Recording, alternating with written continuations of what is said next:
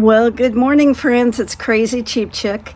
I'm back from the store. In a moment, I'll take you inside and show you what I found at Dillon's. I spent a little more than usual because I'm having company all weekend long. I'll show you a couple other bargains I found about town, share a couple of money-saving tips that I don't think I've ever shared before, and at the very end, I'm going to answer the question, is it safe to eat chicken and eggs? We hear all of this information about bird flu. Can you get bird flu from eating chicken or eggs? I decided to do a bunch of research and figure that out for myself, so I'll share with you what I found. So stick around. I spent a lot today, $123.86 pre-tax. I more or less had John Wayne in my head because he said, I wouldn't be trying to go as low as I can go. I'd be stocking up all I can. And I'm like, why? And he goes, well, when things go south, they go south fast. And so it's just better to be prepared. And so I guess I took him at his word, and I have stocked up. Now, as usual, I'm going to try to run through this really fast. I start with my full price items, then I'll do the sale price, then I'll do the clearance. I bought these onion rings. I always buy myself a treat or two every week. And this week it was these onion rings. They were $2.99. The bananas were full price, $1.09. This half and half was $2.84. These onions are kind of a treat. I love these type of onions, the sweet onions, $4.79. The buns are $2.99. I've been out of sugar forever, so I finally broke down and bought some sugar, $2.99. Bought John Wayne a treat. He loves bread and butter pickles, and he loves Thousand Island dressing. I hate both of those things. Now, I'm going to go on to sale stuff. They had cheese, 3 for $5, so I got 3 packages of cheese. And they had bacon on sale. It was $2.99 a package. Of course, the way they're doing that is we've gone from 16 ounces to 12 ounces. Do they think we're idiots? Do they think we don't notice these things? Anyway, that's about the right amount of bacon for just John Wayne and I. And at $2.99, I went ahead and bought 5 because you could buy up to 5. And bacon freezes really well, but the best buy date on this bacon isn't until May 25th, so I probably won't need to freeze it. They also had these smoked brats on sale for $2.99. Now, let's face it, these aren't healthy foods, but they're delicious foods. And then these tomatoes were on sale, the on the vine tomatoes, and I think they were $1.22. And they had pasta on sale. I thought I picked up 5, but I guess I only got 4. I got 2 macaroni, these spiral pasta, and a package of angel hair. I have plenty of toilet paper, but I went ahead and stocked up a little bit more. Now, in a true emergency, toilet paper is going to be the least of my worries because I'm surrounded by a forest of leaves. And I found these. They weren't on clearance and they weren't on sale, I don't think. I don't know. These are normally like $10 though, and they were $3.99. There's 80 bags in there. The thing is, they're the tie kind instead of the string kind. Then they had broth, 99 cents a package. It's about what it is at Aldi's, I think. And asparagus was 99 cents a pound, and so this was about a pound of asparagus. Now I'm going to show you my clearance stuff from here on. They had these extra strength erasing pads for 83 cents. They had been $2.99. They had all this creamer marked down to $2.34, and it's normally $3.99 or $4.99. I guess it's probably because it's branded the White Lotus. Tie this stuff into TV shows now. Pina colada flavor. And so I went ahead and got 3 of those. This hamburger was $4.27. I found all of this pasta sauce for $1.05 each. They had pasta sauce on sale this week for $1.49, but then I found all this clearance pasta sauce for $1.05, and it had been kind of expensive. And I don't think I could make pasta sauce for $1.05. If you bought the tomatoes, it would cost more than that to make the sauce. Kind of the same with this. I don't normally buy stuff like this, but this Mexican-style street corn seasoning was marked down to 32 cents. That's probably less than what the spices would cost me. Then I could not pass these up, and I don't know how many videos I have made declaring my love for pomegranates, and still the Pomegranate Council does not sponsor me in any way.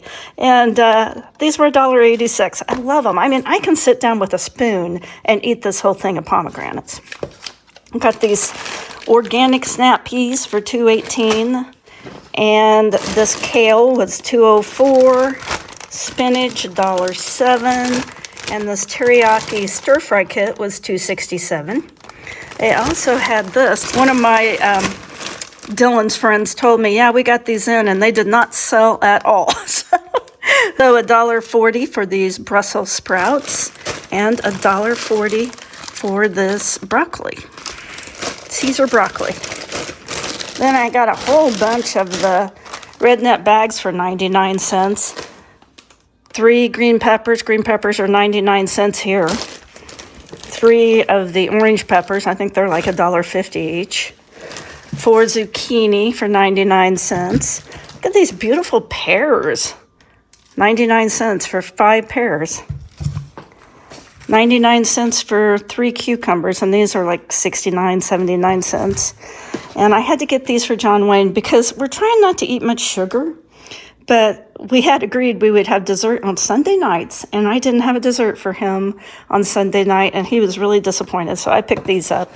And then 3 bags of potatoes, 99 cents each. So potatoes here are about $2.99 for 5 pounds, and each of these is probably close to 5 pounds. So for $3, I got about, I don't know, probably almost 15 pounds of potatoes. That's about, I'm sure that's about 5 pounds of potatoes in each of those bags.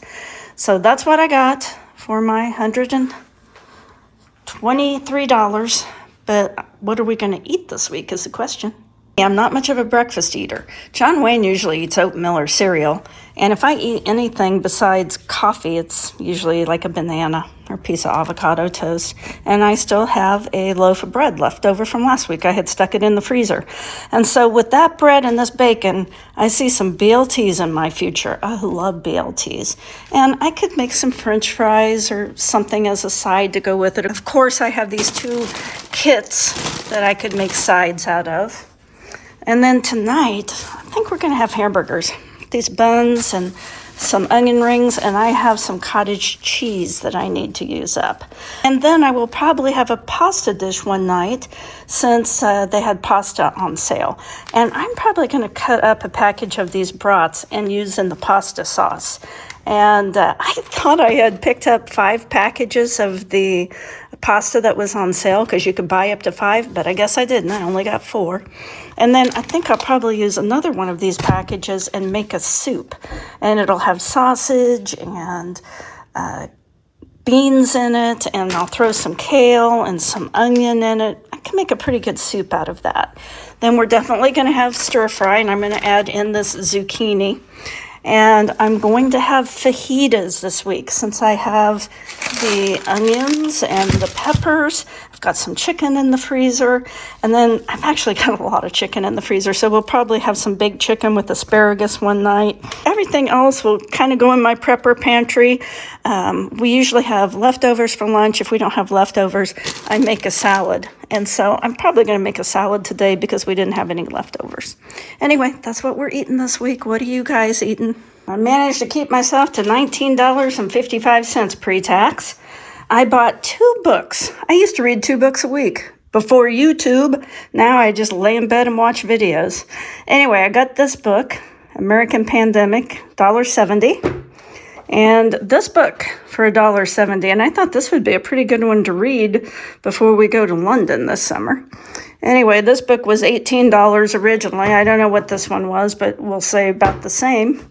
Then I got this cutting board. It looks brand new, $3.18. Then I found this floaty for $4.47. This is actually my favorite kind of floaty, and I found one of these earlier this year. Paid $4.47 for that.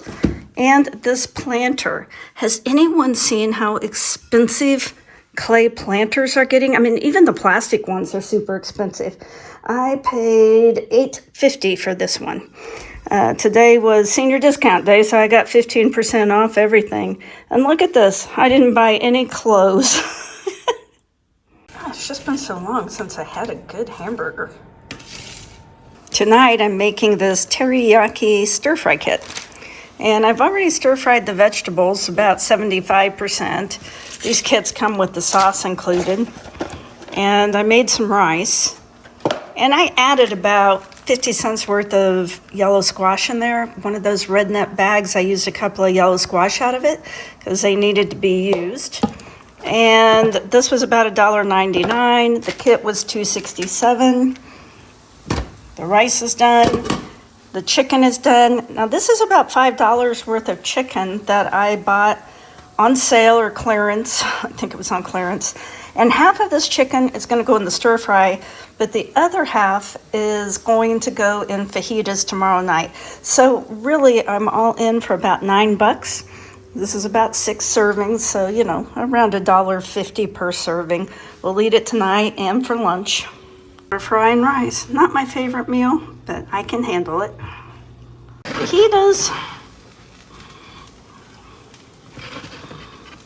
These are this week's clearance plants. The flock was $4. This clover, which is a ground cover, was $4. This plant here was normally $24.98, I think. And it was marked down, it was half off. Same with this rose bush. It had been around $25 and it was half off also. So I was really happy about the rose because it's a yellow and I don't think I have any yellow roses. I went to the big box stores looking for those clay planters like you put under plants because these things were leaking all over and they were so expensive. I could not believe how high they were. So I decided to go to Goodwill and I ended up buying pie plates. And these pie plates were only like $2 or $3, and I think they look kind of pretty. This one, I decoupaged some cloth to the bottom of it and painted the rim gold to make it a little bit nicer. Another money-saving tip I wanted to share with you.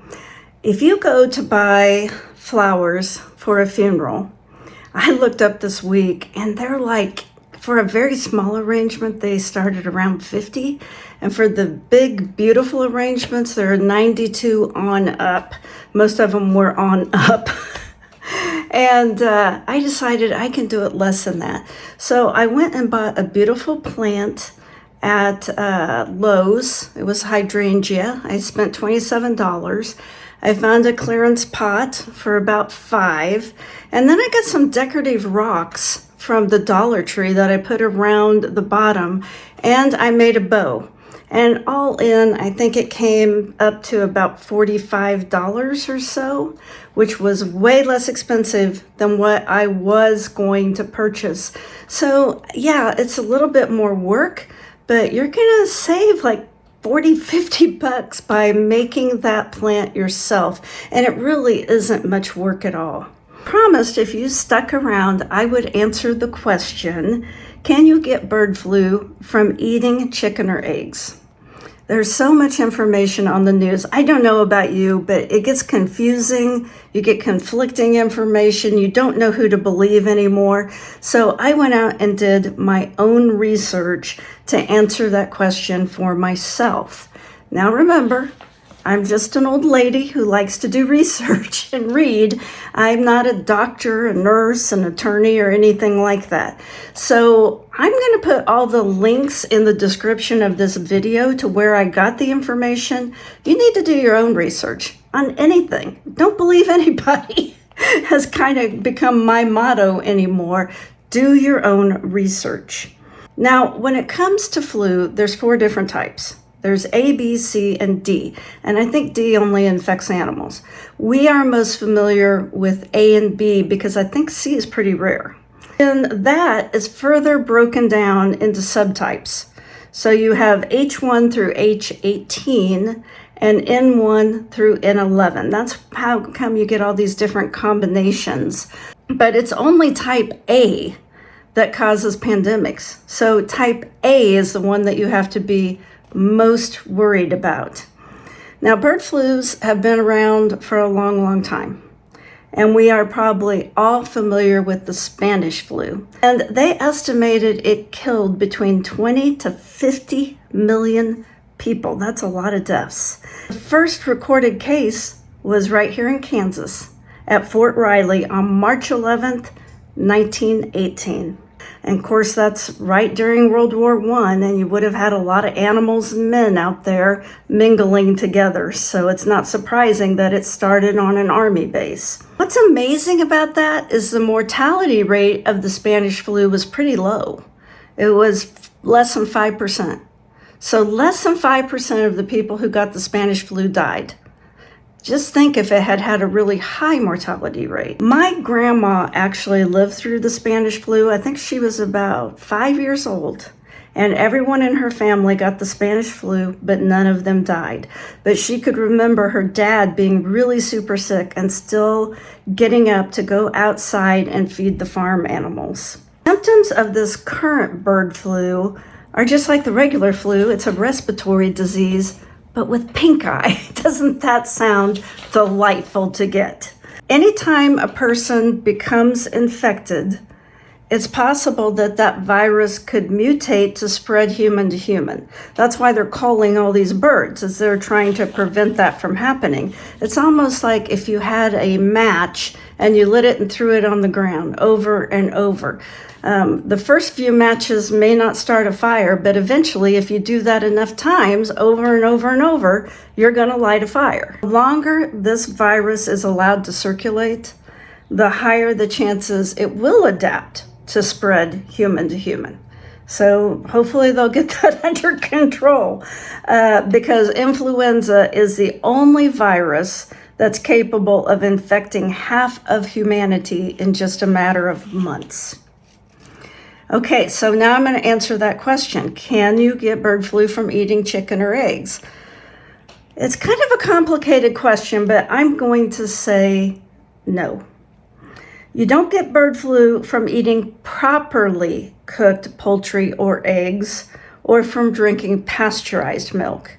But if you don't cook your chicken or eggs enough, or if you're drinking raw milk, yeah, you could get it. White meat should be cooked to 165 degrees, and dark meat should be cooked to 175 degrees. And you have to use a meat thermometer.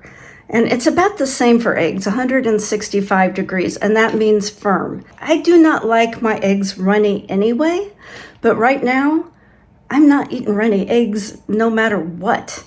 And not just because of bird flu. Salmonella is a very common contaminant of eggs and chicken.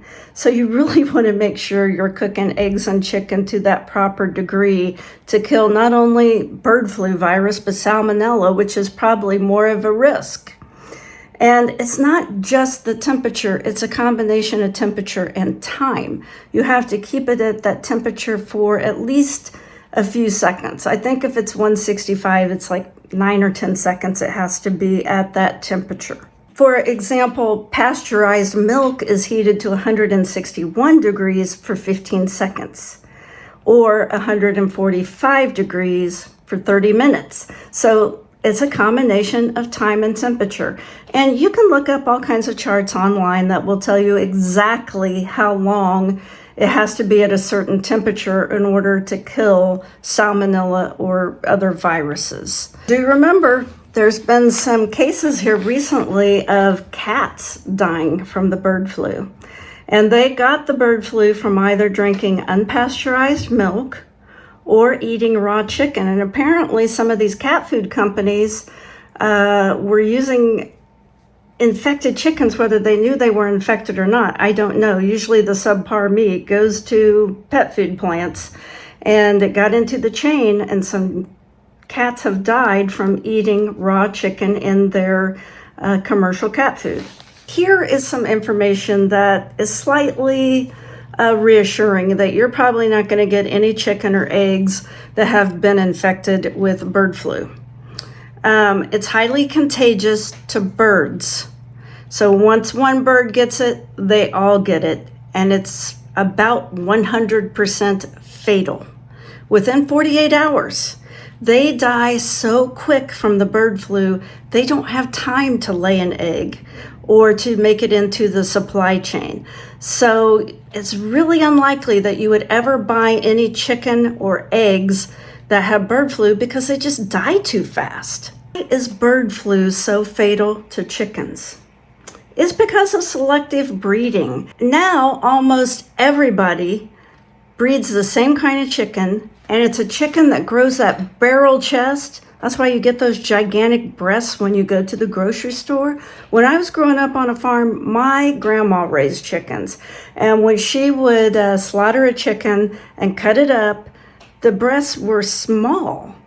But now every chicken they raise has been bred to develop these really large breasts because it's the most popular piece.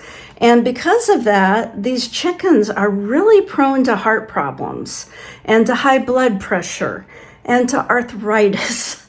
They have very weak immune systems because they are morbidly obese. They are the equivalent of an 11-year-old who weighs 400 pounds. They're very, very overweight. So should we worry about the bird flu? That's a hard one. I'm going to be just a little bit worried, but it's probably not the top of my list. Remember, H5N1, which is what this current bird flu is, if you had it in a lab, it would be a biosafety 3 virus. That means double door access, shower in, shower out. They even sealed the electric outlets. So yeah, I'm going to worry just a little bit. If it ever gets going, it would be bad because it has such a high mortality rate, up to 50%. So not like the Spanish flu that was only 5%, up to 50%. Half of us would die. Half of us. And this was the most disturbing thing that would make me worry a little bit, is it can be carried by flies. Now remember, in the old days, when I was growing up on a farm, everybody had a little backyard chicken coop. And if a goose or a duck flew over and droppings got in and your chickens got some weird virus and they all died, then they all died, but your neighbor's chickens didn't die. And now that we have these corporate farms, which corporate farming, the way it is now, did not really come into existence until the 1950s. You did not have these gigantic chicken houses with hundreds and hundreds and hundreds of chickens in them. You just had small-time farm operations, just local farmers raising chickens. Now you've got these gigantic buildings filled with birds.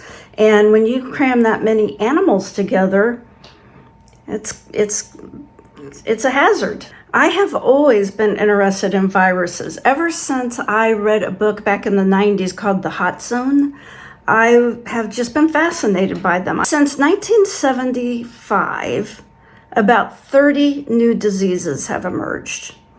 We're kind of living in an age of emerging plagues. Think about the diseases that have come about in your lifetime. Ebola, Lyme disease, AIDS, SARS, MERS, the latest pandemic. So what has changed? Well, farming practices have changed. And that's what's creating the environment to get some of these viruses rolling. So unless you change farming practices, you're probably going to continue to see viruses emerge and mutate, evolve. And that is scary. So anyway, don't trust me though. Go out and do your own research. So many times people see something on the news, they hear a little bit, they form an opinion. Keep an open mind. Do your own research. More and more information comes out. You have to keep on top of it and be willing to change your mind if information emerges that would prove your initial hypothesis wrong. Anyway, not much else is going on out here at the farm. We've had some rain, had a pretty good week, got a lot done, and I'm going to have company this weekend, so I wanted to get my video done before my company arrived. But I hope you have a good week. I hope you find some bargains. If you got anything out of this video, as always, give me a like, comment, share, or best yet, subscribe. That is so pretty. I love Bleeding Heart. It's going to go a little bit north, probably about there should be good. That'll give us maybe a little bit more of a view of the structure of the storm if we can see it past those